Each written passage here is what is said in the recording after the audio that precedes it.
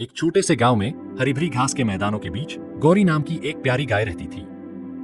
गौरी अपने बछड़े नन्हे मोती से बेहद प्यार करती थी। मोती एक नटखट और चंचल बछड़ा था जो हर समय उछल कूद करता और अपनी मां के चारों ओर मस्ती करता रहता। गौरी अपने बछड़े को अपने पास से कभी दूर नहीं जाने देती थी। वह उसे घास खाना, तालाब का पानी पीना और सुरक्षित रहना सिखाती थी। मोती भी अपनी मां की बातें बड़े ध्यान से सुनता और सीखता था। दोनों के बीच एक ऐसा अटूट प्रेम था जिसे शब्दों में बयान करना मुश्किल है। विपत्ति का समय एक दिन गांव में एक भयंकर आंधी तूफान आया। आसमान में काले बादल छा गए और तेज बारिश शुरू हो गई।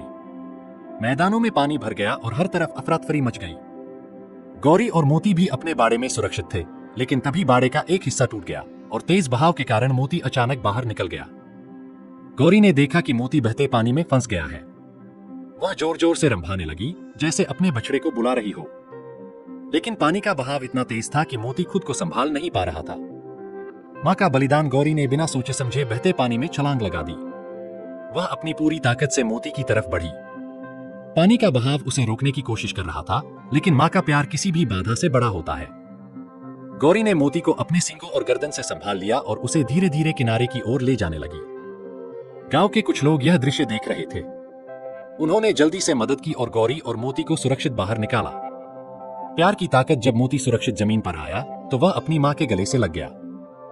गौरी ने उसे प्यार से चाटते हुए कहा, तू मेरी जान है मोती, मैं तुझे कुछ होने नहीं दूंगी।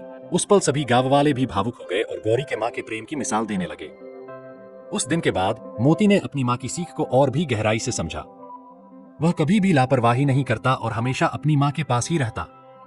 सीख इस छोटी सी कहानी से हमें यह सीख मिलती है कि मां का प्यार सबसे बड़ा और निस्वार्थ होता है। चाहे कितनी भी कठिनाई क्यों न आए, मां अपने बच्चों की रक्षा के लिए हर संभव प्रयास करती है। गाय माता और मोती का यह प्रेम अनमोल था और उनकी कहानी सदा गांव वालों के दिलों में अमर रही।